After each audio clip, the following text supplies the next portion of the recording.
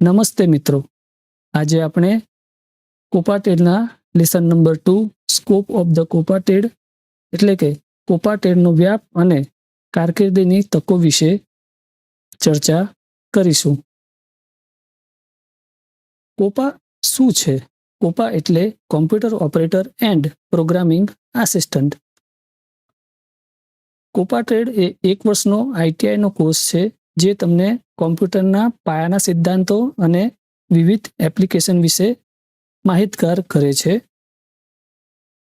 આ કોર્સમાં તમે hardware, software, data entry, programming અને નેટવર્કિંગ જેવા વિષયોમાં નિપુણતા મેળવો છો.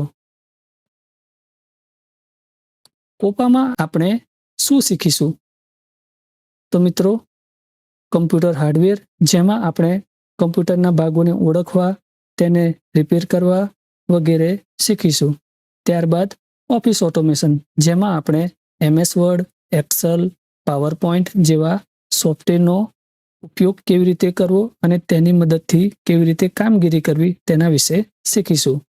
ત્યારબાદ લિનક્સ ઓપરેટિંગ સિસ્ટમનો પરિચય, જેમાં આપણે ઉબુન્ટુ નામની ઓપરેટિંગ સિસ્ટમનો ઉપયોગ કેવી રીતે કરવો તેના વિશે શીખીશું. ત્યારબાદ પ્રોગ્રામિંગનો પરિચય, જેમાં આપણે પાયથન ભાષા દ્વારા એપ્લિકેશન અથવા સોફ્ટવેર કેવી રીતે બનાવવું તેના વિશે શીખીશું. ત્યારબાદ ડેટાબેઝ મેનેજમેન્ટ. ડેટાબેઝ મેનેજમેન્ટની અંદર આપણે મિત્રો MySQL સોફ્ટવેરનો ઉપયોગ કરીને ડેટા કેવી રીતે સાચવવો, તેને કેવી રીતે મેનેજ કરવો, એટલે કે કેવી રીતે ડેટા એડ થાય, કેવી રીતે ડેટા ડિલીટ થાય, કેવી રીતે ડેટા અપડેટ થાય, આ બધી માહિતી આપણે જોઈશું. ત્યારબાદ નેટવર્કિંગ. નેટવર્કિંગમાં આપણે કમ્પ્યુટર્સને એકબીજા સાથે કેવી રીતે જોડવા તથા ઇન્ટરનેટનો ઉપયોગ કેવી રીતે કરવો તેના વિશે જાણીશું. ત્યારબાદ વેબ ડિઝાઇનિંગમાં આપણે HTML, CSS તથા જાવાસ્ક્રિપ્ટ જેવી ભાષાઓ દ્વારા વેબસાઇટ કેવી રીતે બનાવવી તેના વિશે આપણે શીખીશું. હવે કોપાટેડ કર્યા બાદ સરકારી નોકરીઓની કેવી તકો છે તેના વિશે આપણે જોઈએ. સૌથી પહેલાં તો સરકારી ક્ષેત્રમાં કોપાટેડના વિદ્યાર્થીઓ માટે ઘણી બધી તકો છે. જેમ કે આપણે જોબ પ્રોફાઇલ જોઈએ તો એક તો તમે એપ્રેન્ટિસ કરી શકો છો, તમે ડેટા એન્ટ્રી ઓપરેટર તરીકે કોઈ સરકારી ક્ષેત્રમાં જોઈન્ટ થઈ શકો છો, કોમ્પ્યુટર ઓપરેટર તરીકે તમે જોબ મેળવી શકો છો, IT સપોર્ટ આસિસ્ટન્ટ તરીકે જોબ મેળવી શકાય, જુનિયર ક્લાર્ક તરીકે જોબ મળી શકે. કઈ કઈ સંસ્થાઓ છે જે આ બધી જોબ ઓફર કરે છે? તો જોઈએ. પહેલું તો છે રેલવે, એટલે કે રેલવે રિક્રુટમેન્ટ બોર્ડ. તેના દ્વારા ઘણી બધી જાહેરાતો આવે છે, જેમાં કોપાટેડના તાલીમાર્થીઓને ઘણી બધી તકો હોય છે. ત્યારબાદ સ્ટાફ સિલેક્શન કમિશન, જેને આપણે SSC કહીએ છીએ, તેમાં પણ ઘણી બધી તકો રહેલી છે. ત્યારબાદ વિવિધ બેંકો.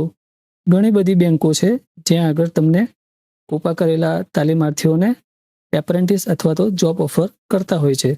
ત્યારબાદ સરકારી કચેરીઓ અને શિક્ષણ સંસ્થાઓ, તે બધામાં કોમ્પ્યુટર શીખેલા તાલીમાર્થીઓને જોબ ઓફર થતી હોય છે. ત્યારબાદ આપણે ખાનગી ક્ષેત્રમાં નોકરીઓની અને સ્વરોજગારની કેવી તકો રહેલી છે તેના વિશે જોઈએ. તો મિત્રો, ખાનગી કંપનીઓમાં અને સ્ટાર્ટઅપ્સમાં કોપાના તાલીમાર્થીઓની ખૂબ જ માંગ છે. જેમ કે આપણે જોબ પ્રોફાઇલ જોઈએ તો તમે કોઈ પણ ખાનગી કંપનીમાં એપ્રેન્ટિસ તરીકે જોઈન્ટ થઈ શકો છો, ઓફિસ આસિસ્ટન્ટ તરીકે કામ કરી શકો છો, વેબ ડિઝાઇન આસિસ્ટન્ટ તરીકે પણ કામ કરી શકો છો, કોમ્પ્યુટર ટ્રેનર તરીકે પણ કાર્ય કરી શકો છો, કસ્ટમર સપોર્ટ એક્ઝિક્યુટિવ તરીકે કાર્ય કરી શકો છો. હવે સ્વરોજગારના વિકલ્પો કયા કયા છે તેના વિશે આપણે જોઈશું. તો કોપાટેડ કર્યા બાદ એક તો તમે પોતાનું સાયબર કાફે શરૂ કરી શકો છો.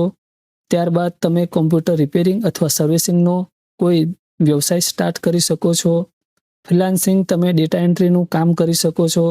CSC સેન્ટર શરૂ કરી શકો છો. CSC એટલે કે કોમન સર્વિસ સેન્ટર, જેના દ્વારા તમે સરકારી લાભો જે છે કે સરકારી યોજનાઓ છે તેના વિશેનું તમે કામગીરી કરીને પણ પૈસા કમાઈ શકો છો. ત્યારબાદ આપણે કોપાટેડ કર્યા પછી ઉચ્ચ અભ્યાસ માટે કઈ કઈ તકો છે તેના વિશે જોઈએ. તો પહેલું છે કે કોપાટેડ એ માત્ર નોકરીનો અંત નથી, પણ આગળ વધવાનો એક પાયો છે. સૌ પ્રથમ તો આપણે ડિપ્લોમા કોર્સ કરી શકીએ, જેમ કે DCA એટલે કે ડિપ્લોમા ઇન કોમ્પ્યુટર એપ્લિકેશન.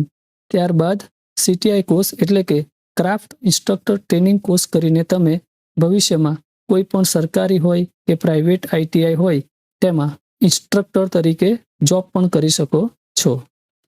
કોપાટેડમાં શીખેલા જે કૌશલ્યો છે એ તમને ગ્રેજ્યુએશન અને અન્ય ટેકનિકલ કોર્સમાં પણ મદદરૂપ થાય છે.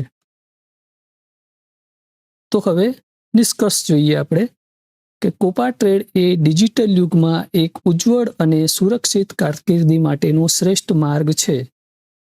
આ કોર્સ તમને માત્ર નોકરી માટે જ નહીં પણ ભવિષ્યમાં સ્વરોજગાર માટે પણ સક્ષમ બનાવે છે. તો આજે જ કોપાટેડમાં જોડાઈને તમારા ભવિષ્યને આધુનિક બનાવો. થેન્ક યુ મિત્રો. હવે આપણે નેક્સ્ટ લેસન એટલે કે લેસન નંબર 3માં સેફ્ટી રૂલ્સ અને સેફ્ટી સાયન્સ વિશેનો અભ્યાસ કરીશું. તો લેસન 3નો વિડીયો જોવા માટે આ ચેનલને સબસ્ક્રાઇબ અને લાઇક કરવાનું ભૂલતા નહીં. Thank you.